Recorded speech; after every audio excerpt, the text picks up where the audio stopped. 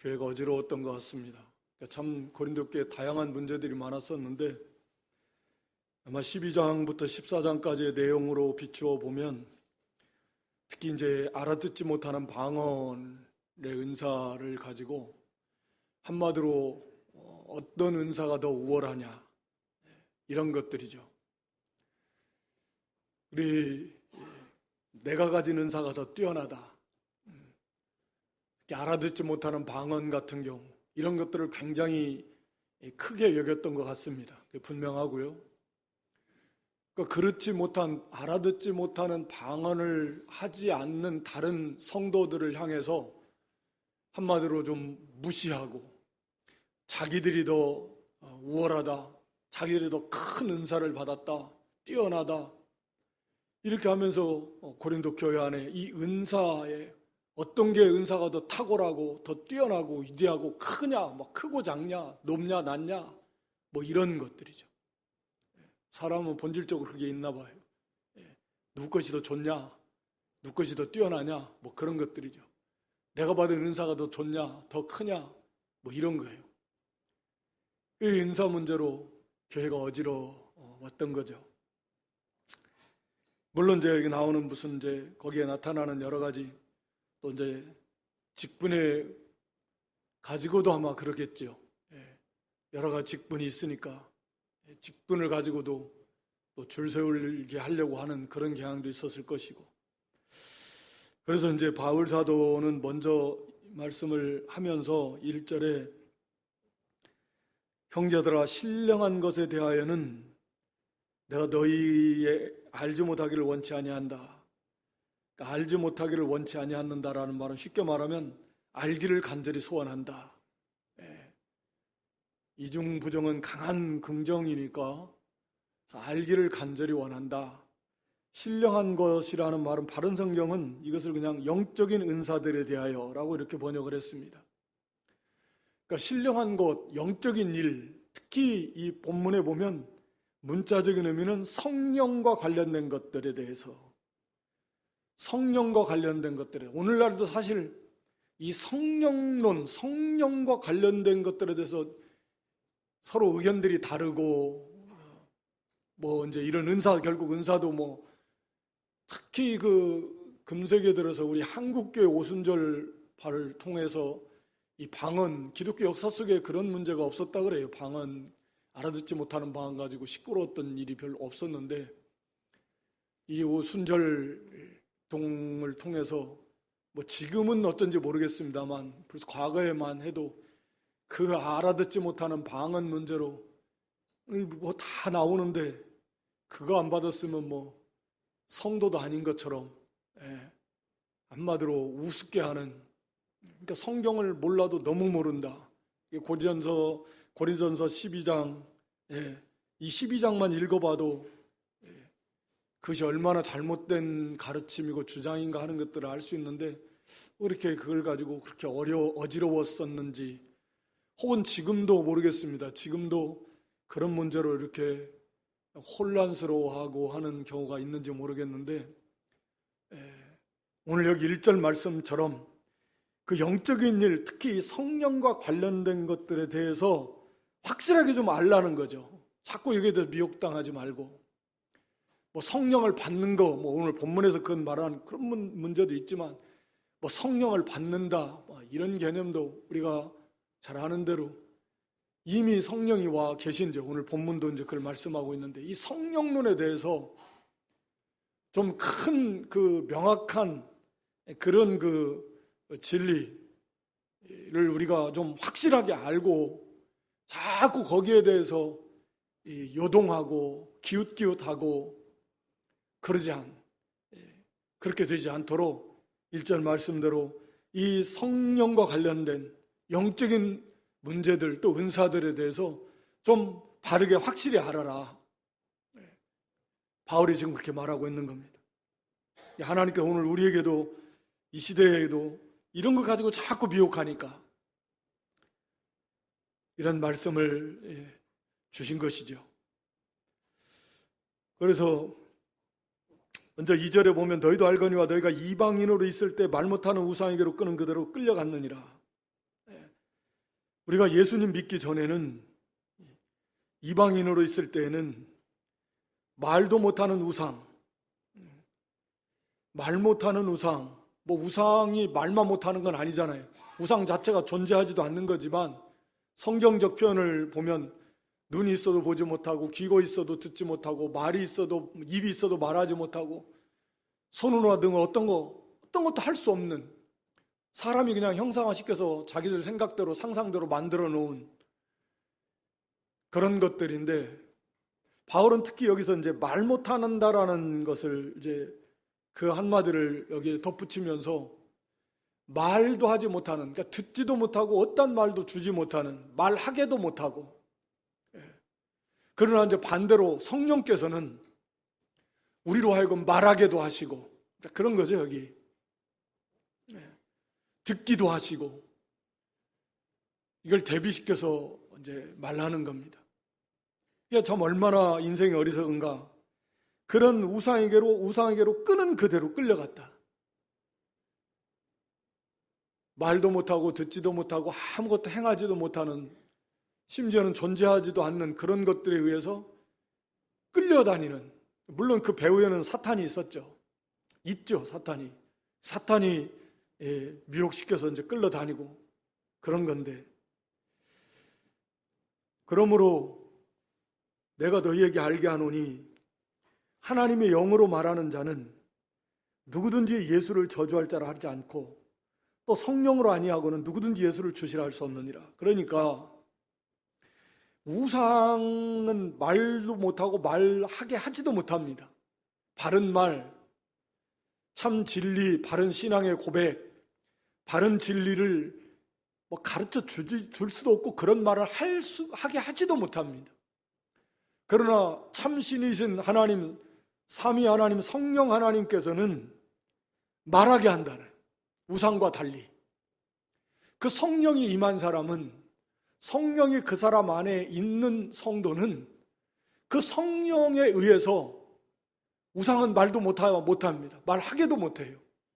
어떤 진리, 어떤 바른 진리 가르쳐 주지도 못하고 말하게도, 고백하게도 못하지만 성령께서는 말하게 한다는, 3절이 그걸 말하는, 그래서 2절 말씀을 준 건데, 그래서 하나님의 영으로 말한다. 성령으로 아니하고는, 그러니까 성령에 의해서, 성령께서 말하게 하신 예수를 주시라. 예수님이 나의 주님이십니다. 예수님이 나의 그리스도십니다. 이렇게 고백하는, 누구든지 예수를 저주할 자라 하지 않습니다. 저주받은 자. 우리가 신명기에도 나무에 달린 자마다 저주받았다. 유대인들 사이에 이런 말이 있었는지는 모르겠습니다. 나무에 달린 자마다 저주받았다.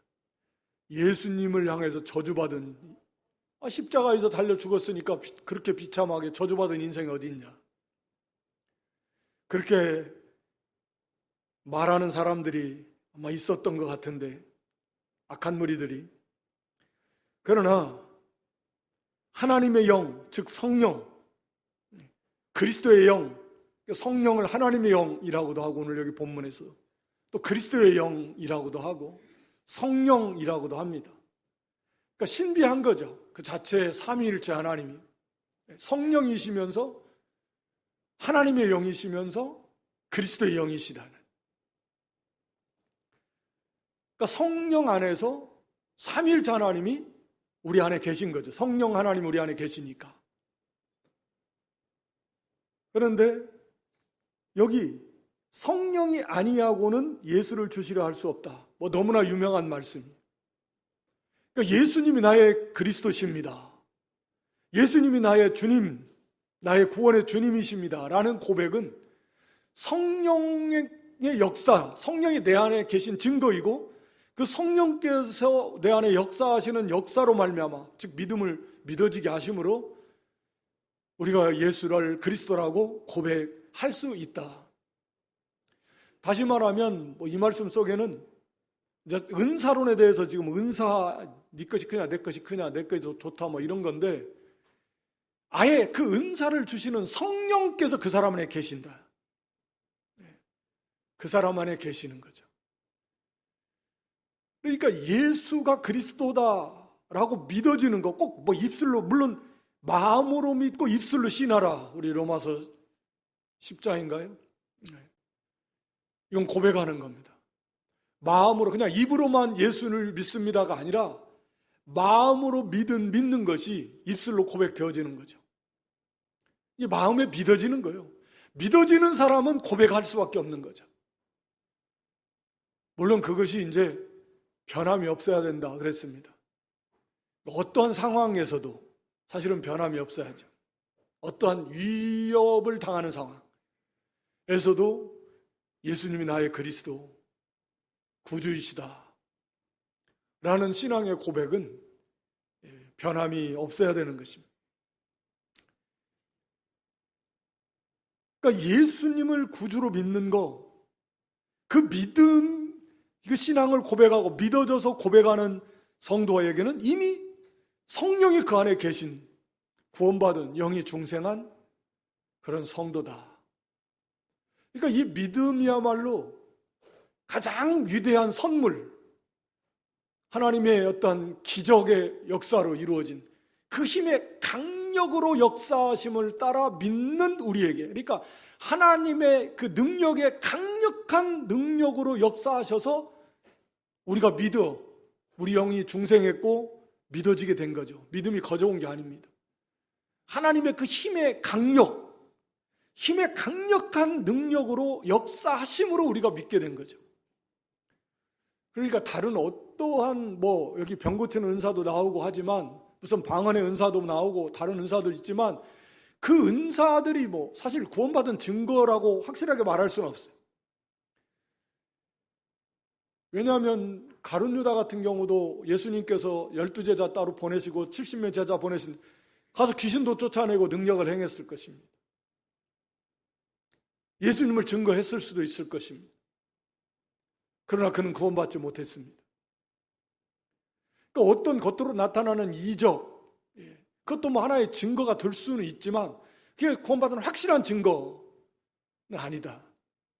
믿음이고 그 믿음에 따른 순종의 열매다. 그게 진짜 믿음인 것을 또 증거하는 거니까. 그 순종의 열매가. 믿음이 진짜냐 가짜냐. 믿음으로만 구원받는데, 믿음으로만 구원받는데, 그럼 그 믿음이 진짜냐 가짜냐를 뭘로 알겠냐.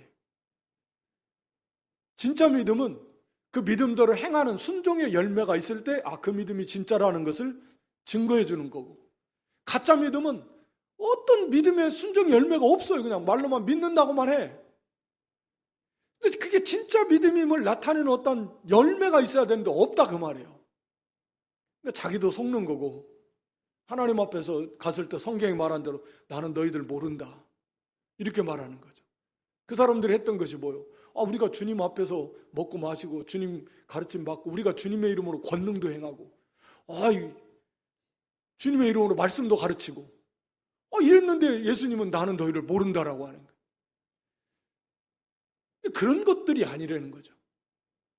믿음인데, 참 믿음, 오직 믿음인데 그 믿음이 진짜냐, 진짜 믿음, 구원받는 참 믿음인 증거가 있어야 된다. 그것이 이제 믿음으로 행하는 그런 순종의 열매를 말하는 거죠. 결국은 믿음인데 그 믿음이 진짜냐 가짜냐를 성경 말하고 있는 거예요. 그 열매를 내놔봐라. 네 믿음이 진짜인 증거를 한번 말해봐라. 믿음으로 구원받는 건 확실한데, 그럼 네가 믿은 믿음이 진짜냐? 뭘로 증명할 거야? 하나님 말씀하신 거 주님께서 내놔보라는 거예요. 이거 한번 증거가 있으면 내놔봐라. 하나님 보실 때 너는 믿음이 아닌데 너는 믿는다고 하니까, 그러면 하나님의 법정에서 그래, 그러면 네 믿음이 진짜인 한번 증거를 한번 내놔봐라. 심판장이니까 그 재판정에서. 그럼 열매가 한번 내놔봐라. 없어요. 말씀대로 순종한 게 있어야지. 그러니까 안 되는 겁니다. 그건 가짜라는 거예요. 할 말이 없는 거죠. 성령이 우리가 계신 증거들이 예수님이 진실하게 믿어지고, 믿어지면 이제는 예수님을 주님이라 고백하고, 이제는 주님이라 고백했으면 주님대로, 주님 뜻대로 내 주인이니까 그 예수님 뜻대로 살려고 노력하는 거죠. 몸부림치는 거죠. 그분의 말씀대로 순종하려고 힘쓰고 애쓰는 거죠. 또 그렇게 하도록 성령께서 우리 속에서 자원하는 마음을 일으켜 준다 그랬으니까. 그러니까 성령께서 우리 안에 계신 증거들이 이 믿음, 그러니까 믿음을 쉽게 생각하면 안 돼요. 믿음보다 더 위대한 선물은 없어요, 우리 입장에서. 물론 그렇죠. 그리스도께서 이루신 것. 그리스도의 십자가 부활이 믿어지는 것. 그 믿음이 없으면 그리스도 우리의 선물이 아니에요, 그리스도께서. 우리 관계가 없어요. 그러니까 이 믿음이야말로 너무나 놀라운 위대한 우리 영을 중생시킨 믿어지는 하나님의 역사예요. 그러니까 이게 너무 감사한 거고, 그 외에도 성령께서 하나님의 말씀이 생각나고 믿어지고 기름 부음이 가르쳐준다. 말씀이 믿어지고 깨달아지고 말씀대로 살고 싶어 동의가 되고 말씀대로 살아야 되겠다는 그런 마음이 속에서 막 일어나고, 이게 다 성령의 역사라고 그랬잖아요.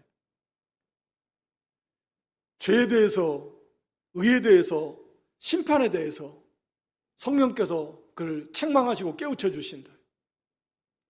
이 성령께서 양심을 가지고 사용하신다. 그러니까 성령께서 우리 안에 계셔서 하시는 일들이 너무 많다는. 그런데 그것을 깨닫지 못하고 그냥 어분 데 가가지고 딴 데 가서 성령을 어디 가서 받아볼까? 성령이 내 안에 계신다. 그러니까 우리가 찬송가에도 성령이 임하셔, 이것은 우리가 어떻게 저는 그래서 잘 안 부르려고 하는데 또 안 부를 수도 없고 하는데, 그걸 어떻게 생각하면서 불러야 되냐면 성령의 감동, 성령의 감화, 성령의 그 주권적 은혜의 역사가 나에게 풍성히 임하게 되려고 하는 그런 의미로 이해하면서 불러야지, 성령님이 어디 구약시대처럼 어디 떠나셨다가 다시 오십시오. 구약시대는 그랬죠. 그러나 오순절 성령이 임하신 이후에는 그렇지 않는다라는 거죠. 영원히 너희 안에 계신다. 분명히 그렇게 말씀하고 있잖아요. 이것을 우리가 바로 알아야 된다. 여기 1절의 말씀대로 반드시 확실하게 알고 거기에 대해서 자꾸 흔들리지 말고, 성령이 내 안에 계시다라는, 왔다 갔다 하지도 않습니다. 내 안에 계십니다. 떠나지 않아요.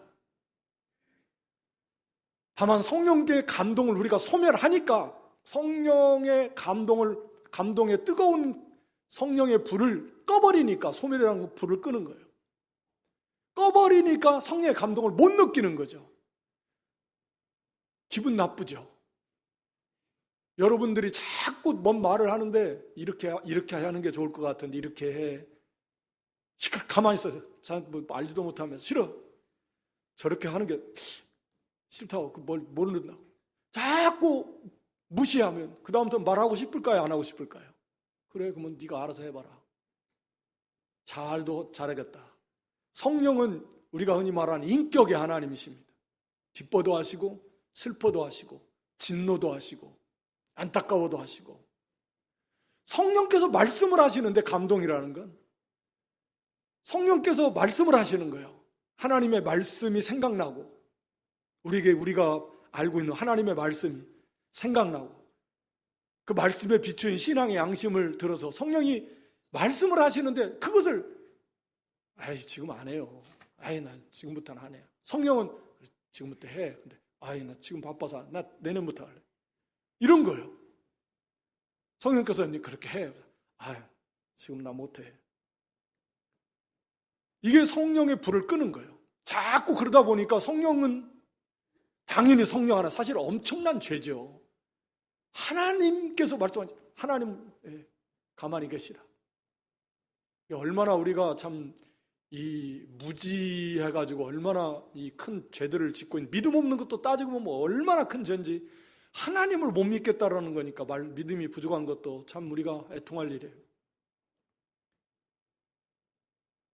그러니까 성령의 감동을 잘 못 받습니다. 또 죄로 인해서 어두워져 있고, 감각이, 성령께서 이제 감동을 줘도 우리 마음이 두꺼워져 가지고 감각이 없어요. 그런 거죠. 성령이 떠나신 것이 아니라 성령의 감동을 때로는 성령이 거두어 가시고, 또 때로는 감동을 주셔도 우리 마음이 너무 강팍해지고 딱딱하게 굳어져 가지고 그걸 못 받기도 하고, 그런 거지 성령께서 왔다 갔다 하신 거 아니다. 늘 들었음에도 그걸 확신하지 못하고, 여기서 그러면 그런가, 저기서 그러면 저런가, 그렇게 흔들리지 말라.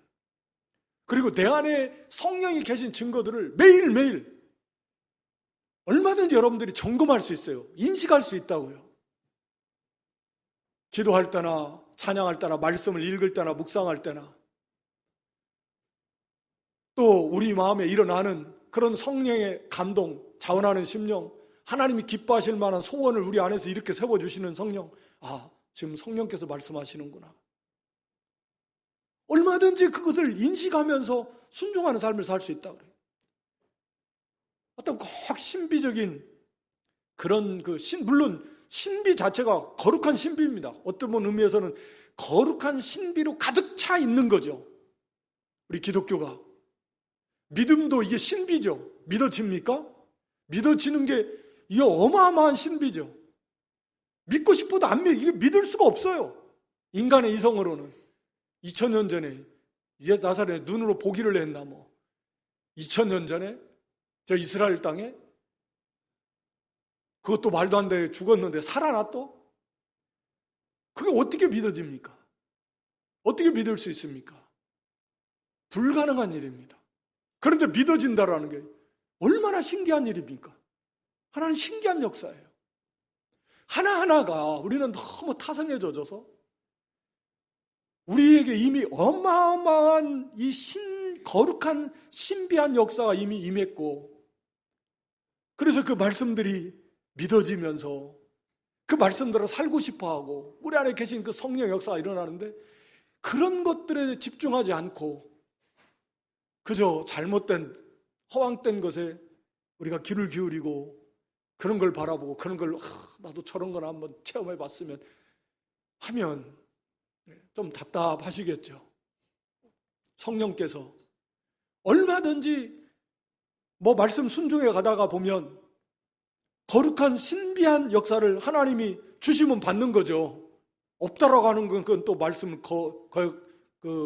말씀을 위반하는 거예요.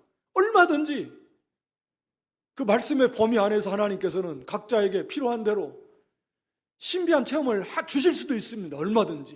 그게 없는 게 아니에요. 그러나 그런 것들을 추구하지 말라. 신비주의. 그걸 추구하면 안 돼. 우리가 겪고 있는 것이 거룩한 신비한 그런 세계이고, 그 안에서 하나님 우리에게 역사하시는 그 모든 역사들을 우리가 이렇게 분별하고, 내 안에 성령이 계시구나 라고 하는 것을 알고 그 성령의 감동을 소멸하지 말고 순종해 나갈 때 성령 충만을 받아 나가는 과정이죠. 그러면 하나님이 기뻐하십니다. 말 잘 들으니까. 말 잘 들으면 기뻐하지 않아요? 하나님 성령께서 기뻐하십니다. 내 마음도 기쁘고 편하고. 그러니까 더 성령의 감동을 더 잘 받고, 점점 해서 온전히 성령의 감동에, 성령의 인도와 주장을 받으면 그게 성령 충만에 이르는 거죠. 일시적인 성령 충만도 있지만, 하여튼 바로 예수를 주시라, 예수님을 나의 주님이십니다 라고 고백하는, 입술로만이 아니라 마음으로 믿어지니까 진실로 고백하고 이제 그 뒤를 따라가는 거죠. 그런 참된 믿음, 바로 그게 성령께서 그 사람 안에 계신 그런 확실한 증거이다. 가장 핵심적인 증거이다. 그리고 말씀드린 대로 그 이외에도 성령께서 우리 안에서 하시는, 우리 안에 계셔서 하시는 그 모든 많은 일들이 지금 이루어지고 있는 거예요. 근데 그것을 잘 분별해서 성령께서 지금 내 안에 계셔서, 그것만 깨달아도 막 얼마나 가슴이 벅차고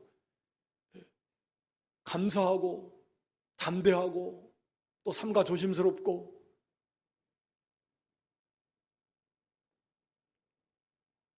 여기 4절로 6절에 은사는 여러 가지나 성령 같다 이렇게 말씀하는데 알겠죠. 왜 그러냐면 은사가 지금 네 것이 뛰어나야 내 것이 더 낫다 이런 겁니다. 그런데 그 은사를 주신 분이 성령이시라는 거죠. 그런데 그 사람 은사가 더 보잘것없다? 아니, 성령께서 주신 건데 하나님이 주신 선물을 보잘것없다? 그리고 하나님이 성령께서 그 사람 안에 계시고 그 사람에게 필요한 은사를 주셨는데 하나님의 선물인데, 은사라는 게 선물로 그리스도 안에서의 은혜로 주신 선물인데, 그 성령께 하나님께서 너에게 나에게도 누구에게 똑같이 그 동일한 한 분 삼위의 하나님 성령께서 은사를 주셨어요. 다. 근데 그 은사를 무시해? 그게 합당하냐? 그런 겁니다. 예를 들어서 나는 대통령에게 상 받았어. 그래, 난 국무총리한테 상 받았어. 나는 장관상 받았는데 별거 아니네. 그럴 수는 있을지 모르겠어요. 그러나 삼위 하나님이, 같은 하나님, 그 거룩하신 하나님께서, 동일하신 성령 하나님께서 은사는 다르지만 은사를 주셨다. 그런데 그 은사가 열등하다, 보잘것없다, 그렇게 무시할 수 있는가? 하나님이 성령께서 주신 것인데 그럴 수 없다라는 거죠. 다 고귀한 거죠. 왜? 성령께서 하나님이 주신 건데 다 고귀하다, 다 존귀하다. 성도 자체가 한 사람 한 사람이 다 그렇듯이 가지고 있는 은사도 그렇다. 그리고 두 번째는 직임은 또 여러 가지나 주는 것 같다. 직분에 가지고 은사를 가지고 사용하는 그 직분들이 있을 건데, 사도도 당시에는 있었고 선지자도 있었고 목사, 교사도 있었고 전자 다 있었는데, 그런 것 가지고도 누구 직분이 이건 내가 더 뛰어나다, 그건 보잘것없다, 교회 안에서. 그러나 여기 사도는 직임은 다 여러 가지다. 그런데 주님은 한 분, 주님은 다 한 분 예수 그리스도시다. 그 직분을 주신 분도 예수님이시고, 그 직분을 가지고 섬기는데 그 섬김을 받으시는 분도 예수님이시고, 그런데 그 직분을 우습게 알아? 그 직분을 주신 분이 예수님, 그 직분을 가지고 섬길 때 그 섬김을 받으시는 분이 예수님, 우리 하나님이신데, 그런데 그 직분이 하찮은 직분이 어딨냐? 멸시할 직분이 어딨냐? 그게 말이 되냐? 그러니까 너무나 모르는 거죠. 직분의 우열이 어디 있는가? 은사의 우열이 어디 있는가? 하나님께서 그걸 주시고 그걸 통해서 하나님이 영광을 받으시고 그 가운데 함께 하시는 분이 하나님이신데, 여기 세 번째는 그거예요. 또 역사는 여러 가지나 모든 것을 모든 사람 가운데 역사하시는 하나님은 같으시다. 성부 하나님이 모든 것, 모든 사람, 즉 모든 성도들 가운데서 그 모든 그 은사를 사용해서 그 하나님의 그 뜻을 이루어 가도록 하시는 분이 바로 하나님이시라는 거죠. 그러니까 아무리 자기들이 하찮은 은사가 없는데 자기들이 하찮다고 하는 그 은사도 성령이 주셨고, 그 직분도 주님이 주시고, 그 직분과 은사를 가지고 일을 하실 때 그 역사 가운데 함께 하시는 분이 또 성부 하나님이시라. 아니, 지금 성부께서 그 은사를 가지고 일하는데 성부 하나님이 함께 해주시고 그 은혜를 주시는데 그걸 가지고 별 볼 일 없다, 하찮다, 이렇게 말한다는 것은 그건 하나님,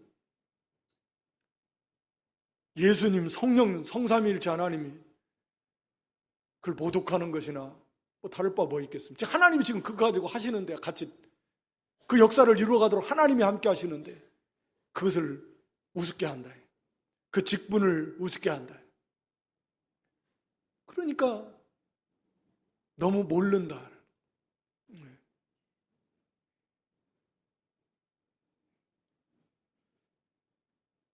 그래서 여기 7절에 각 사람에게 성령의 나타남을, 즉 은사, 그 은사를 주신 것은 유익하게 하려 하십니다. 유익. 전체 교회의 유익, 하나님 나라의 유익을 위해서 주신 거라. 그 안에서 그걸 잘 사용했을 때 지치니까 각 은사를 받은 본인 자신도 유익을 얻는 거지. 그냥 자기 개인적인 그런 유익을 도구로 쓰라고 주신 것이 아니라는 거죠. 그래서 하나님의 영광을 받으시는 거고, 당연한 것처럼 전체 교회의 유익을 위해서, 하나님의 나라를 위해서 그 유익이 안 되면 그건 의미가 없는 거예요. 유익하게 하시려고 그 은사를 주신 것이다 라고 하는 것입니다. 그래서 거기 8절에 어떤 이에게는 성령으로 말미암아 지혜의 말씀, 어떤 이에게는 같은 성령을 따라 지식의 말씀. 이게 우리가 이건 추정하는 겁니다. 사실 지혜의 말씀이 이런 것이다라고 딱 부러지게 말할 수 있는 것은 없는 것 같고요. 지혜의 말씀, 어떤 사람에게 지혜의 말씀이 무엇을 의미할까? 분명히 이것은 하나님의 말씀, 지식의 말씀, 지혜의 말씀을 어떻게 전하고 가르치고 하는 거에 관련된 은사 같은데, 그렇잖아요? 지혜의 말씀이고 지식의 말씀을 하는 은사를 주셨으니까, 그래서 아마도 지혜의 말씀은 하나님의 지혜인 그리스도, 십자가 부활, 이 구속의 진리, 이것을 아마 좀 깊게 바르게 잘 깨달아서 그걸 전하는 그런 면이 아닐까라고 이렇게 추정하는 것입니다. 그런데 사실 이때 당시에는 진행 중에 아직 계시가 완성되지 않았잖아요. 계시가 완성되지 않았습니다. 그러나 오늘날은 이미 오늘날이 아니라 이미 주 100년경에는 사도 요한을 끝으로 해서 계시가 완성, 종결이 됐는데 이제 명확하게 거의 다 드러났고, 근데 이제 그런 하나님의 지혜인 그리스도, 또 그리스도께서 이루신 십자가 부활의 그 복음, 기독론, 그 복음의 그 깊은 지혜의 어떤 진리, 그 진리를 깊게 깨닫는 그런 면과 아마 연관이 있을 가능성이 많다, 이렇게 추정하는 거고요. 지식의 말씀은 아마도 이건 가르치는 교사, 물론 목사, 이거 다 해당이 되지만, 그래서 어떤 그 성경 속에 감추어져 있는 어떤 교리를 연구해서 교리를 바로 세워나가는 나든지, 어떤 그런 지적인 면의 말씀, 성경 지식이 이 말씀 속에 여기에 예를 들면 칼빈 같은 사람, 그 양반이라는 표현 그렇네. 그분은 똑같은 성경이지만 그 성경 속에 담겨져 있는 그 깊은 어떤 그 교리를 얼마나 많이 발견해내고 또 그것을 깨닫고, 하나님 그런 은사를 주신 것 같아요. 은사. 하나님 은사를 주셨으니까 그렇게 된 거죠. 말하자면 그런 것과 관련이 있을 것이다. 이렇게 이제 추정을 하는 거고요. 또 여기 믿음은 그래서 우리 이제 이 목사님이나 우리 그래서 공과도 그렇고 이건 기본 믿음을 이렇게 말씀했는데, 저는 개인적으로 그렇지 않다. 이건 은사니까. 그건 예수 믿는 믿음은, 믿어지는 믿음은 한 사람도 예외 없이, 그거 없으면 성도가 아닌데요. 그것은 여기 은사하면서 다룰 수 있는 믿음은 아닌 것 같습니다. 이건 어떤 이적적인, 그러니까 산을 옮길 만한 믿음, 13장에 가서 보면, 13장 2절에 보면 그렇죠. 산을 옮길 만한 믿음이 있을지라도, 어떤 이런 은사들이 있는 사람들이 있는 것 같아요. 있었던 것 같아요. 그러니까 조지 뮬러 같은 사람 5만 번의 기도 응답을 받았다. 그러니까 사소한 거 하나하나라도 그렇게 하나님 앞에 기도하고 그렇게 이루어질 줄 믿는 거예요. 그냥 확실히 믿음이 확 믿어지는 거예요. 그게 쉽게 됩니까? 네. 하여튼 여기서 말하는 믿음은 어떤 그런 믿음으로 이해가 됩니다. 우리 모든 성도에게 있는 것은 그게 없으면 그건 성도가 아니니까. 근데 여기에는 다른 이에게는 또 어떤 이에게는 이렇게 표현하고 있잖아요. 9절에 다른 이에게는 같은 성령으로 믿음을. 그러니까 이건 동일한 은사가 아니라는 거죠. 누구에게나 똑같이 주신 은사가 아닙니다. 특별한 사람에게 주신 은사죠. 그러니까 이런 믿음의 은사도 있었다라는 거죠.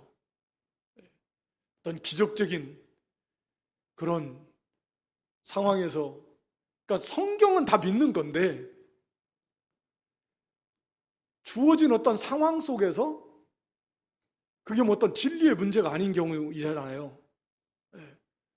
그런데 그 상황 속에서 하나님께서 어떤 이것을 이렇게 해 주실 거라고 하는 어떤 그 믿음, 흔들림 없는 믿음. 근데 사실 그것은 성령께서 주시는 은사, 성령께서 주시는 믿음이지, 그렇게 확신이 드는 거죠. 그렇게 확신이 드는 거예요, 믿음이. 뭐 내가 믿는 게 아니라. 하여튼, 그런 믿음으로 이해가 되어지고요.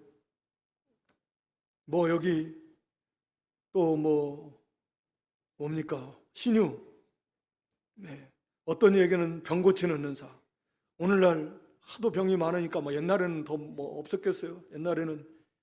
옛날에도 비슷하게 많았을 건데 그때는 그걸 잘 발견을 못해서 그런 것인 것 같고, 하여튼 간에 병 고치는 은사.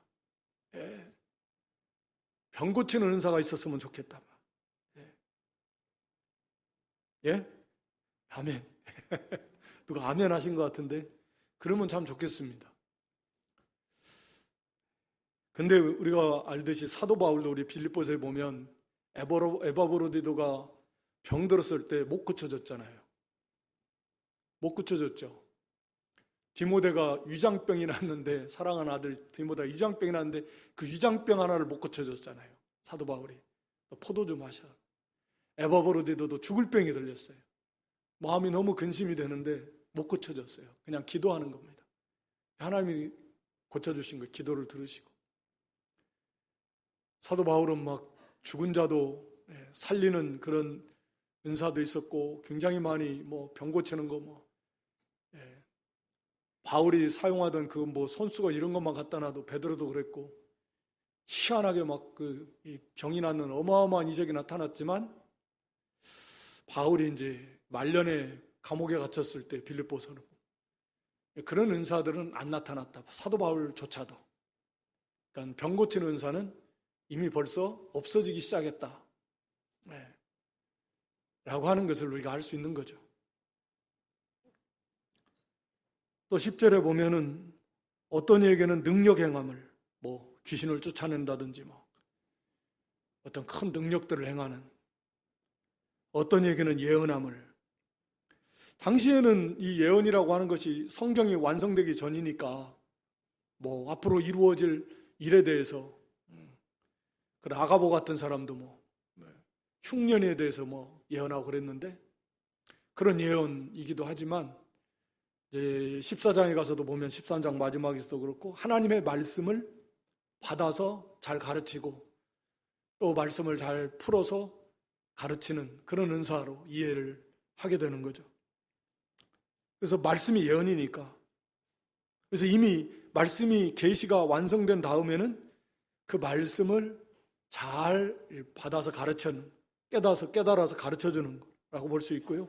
영들을 분별한다. 이게 악한 영이냐, 악한 영의 역사냐, 그러니까 거짓 영의 역사냐,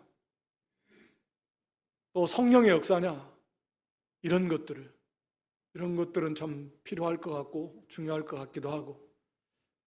근데 결국은 이제 이것도 제일 중요한 것은 말씀이니까. 기준이 성경이잖아요. 성경과 원리에 맞으면 그건 바로 된 거고, 안 맞으면 그건 잘못된 거, 악한 거고. 그러니까 이것도 어떤 의미에서는 크게 필요성도 이제 감소되었다 하는 거 말하는 거죠. 성경이 다 계시가 완성됐는데 뭐. 그 성경이 딱 기준이니까, 정확한. 성경이 맞느냐 안 맞느냐 딱 그거니까. 방언, 제일 시끄러운 게 방언인데 여기 가서 이제 14장에 가서 또 나오죠.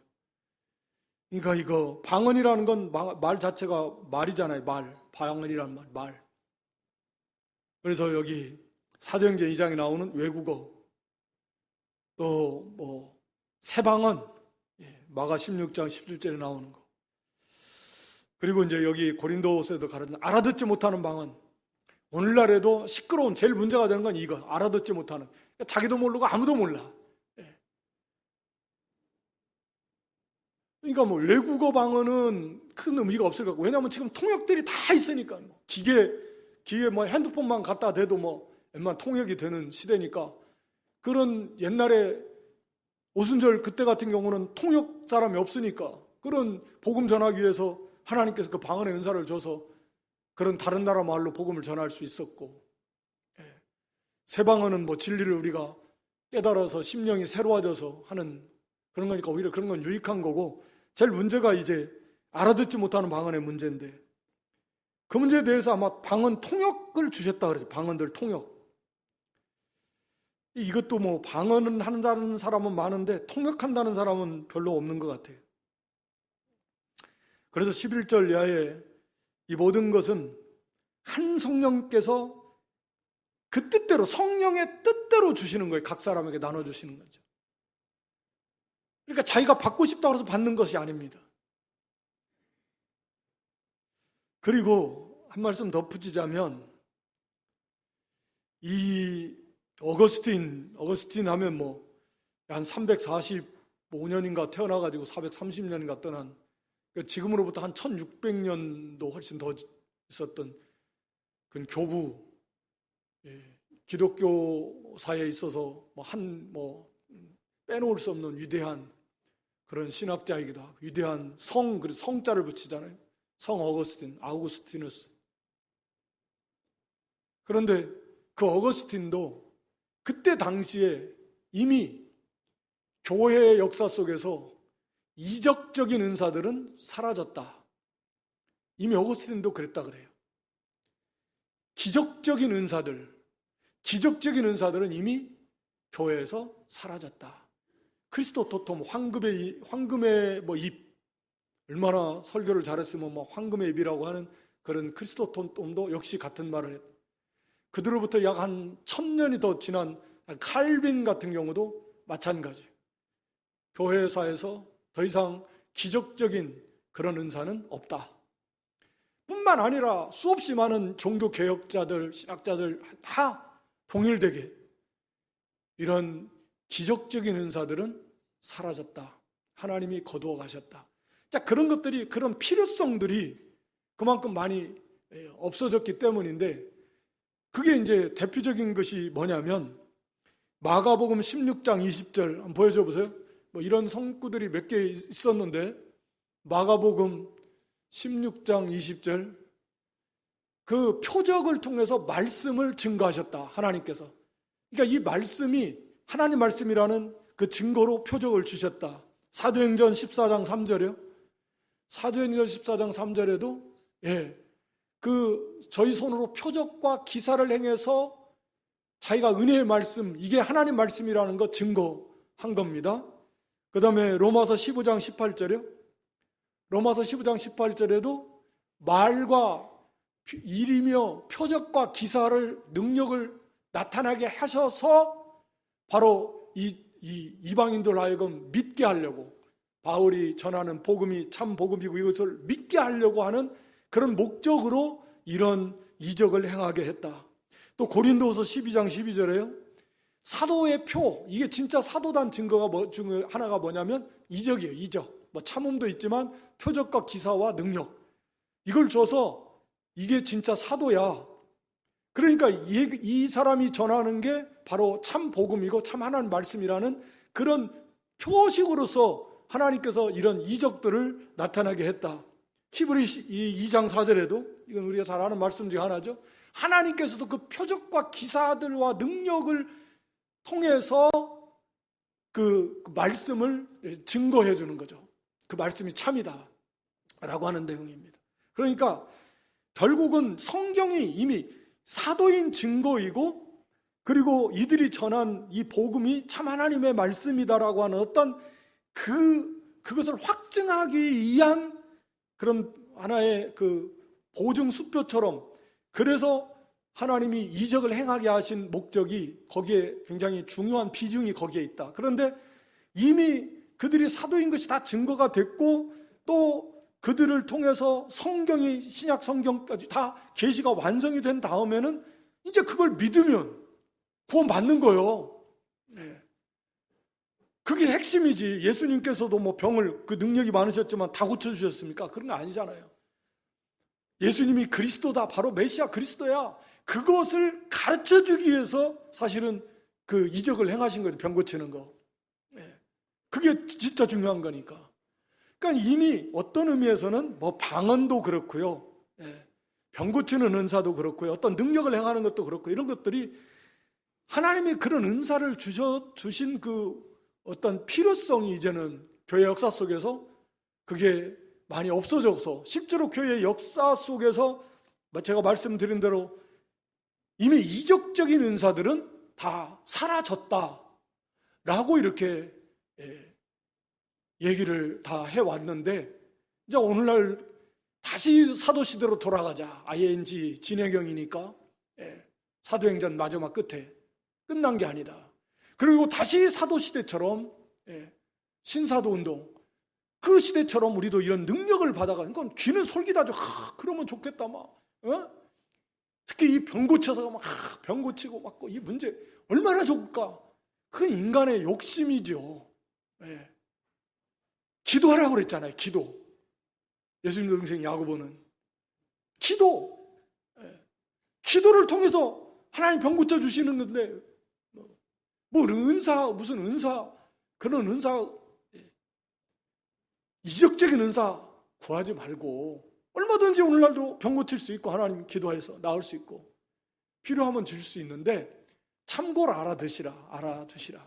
그러니까 오늘날에도 다시, 그러니까 너무나 뭐 한국교회 뭐 대형 교회를 중심으로 해가지고 그 교회들이 뭐 신사도 운동하니까 당연한 것처럼 그게 잘못된 거라.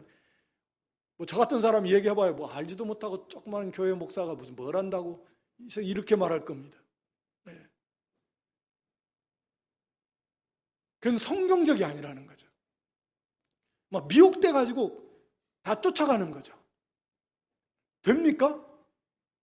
안 돼요. 이미 교회 역사 속에서도 말씀드린 어거스틴이나 칼빈이나 수많은 신학자, 위대한 그런 신학 위인들도 이미 교회사 속에서 기적적인 은사는 없어졌다, 이렇게 말할 정도로 하나님 거두어 가신 것을 이 시대에 와가지고 다시 그것을 돌아가자, 그런 신앙을 회복하는 건 바람직하고 없게 돼야 되겠지만, 그런 어떤 사람들 간지럽게 귀 가려운 거 긁어주면서 그런 신비적인 그런 은사를 다시 추구하려고 하는 그런 움직임은 그건 분명히 잘못됐다 라고 하는 것입니다. 그리고 이 이적을 주신 주된 목적이 바로 사도인 표이고, 그들이 전하는 말씀이 바로 복음, 참 진리인 것을 증거하기 위해서 주셨는데, 이미 그것은 완성이 됐기 때문에 더 이상의 그러한 그 필요성은 사실 사라졌다라고 보는 것이 맞다라고 하는 것입니다.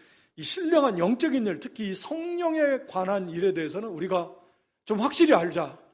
은사 부분도 그렇죠. 좀 확실히 알고, 이제 뭐 방언의 문제에 대해서는 14장에 가서 나오니까 또 하겠죠. 그러니까 이런 것들에 대해서 좀 성령이 우리 안에 계시고, 성령론에 대해서도 뭐 이견이 얼마든지 있을 수 있지만, 그런 큰 틀에서 우리는 성령이 우리 안에 계시고 성령이 하시는 일들 좀 분명하고 확실하게 우리가 알고 흔들리지 말고, 또 그런 은사들에 있어서도 이게 유익하라고 주신 것이고, 오늘 이런 은사가 아니래도 뭐 찬양의 은사, 봉사, 뭐 가르침, 권면, 뭐 얼마나 다양한 교회에 다 은사들이 다 있지 않습니까? 뭐 이거 꼭 왜 이런 뭐 이 초자연적인 능력만을 은사를 구하지 말고, 그럼 뭐 우리가 지금 일상적으로 이 섬겨나가는, 하나님의 교회를 섬겨나가는 데 필요한 그런 모든 은사들, 그거 다 하나님 주신 은사예요. 그걸 통해서 우리가 하나님을 잘 섬겨 나가는 것입니다. 그래서 우리가 여기에 좀 흔들림 없이 또 확고한 그런 진리를 가지고 확신 가운데서 내 안에 계신 성령께서 우리에게 주신 그 말씀과 맞게 또 말씀을 가지고 역사하시고 인도하시고, 또 우리에게 주신 그런 은사, 뭐 지금도 우리가 그 은사를 가지고 우리가 하나님의 교회를 섬겨나가고 있는데 그걸 잘 사용하고, 사람도 마찬가지고 은사도 마찬가지고 직분도 마찬가지고, 성삼일체 하나님이 주신 것이고, 그 직분을 통해서 그 은사의 사용가는 그 역사 가운데 성삼일체 하나님이 함께 하시고 영광을 받으신다. 그 어떤 존재, 어떤 은사, 어떤 직분 감히 이렇게 좀 자기보다 이렇게 낮게 그런 것 자체가 그건 대단히 잘못된 것이다. 기도하겠습니다. 하나님.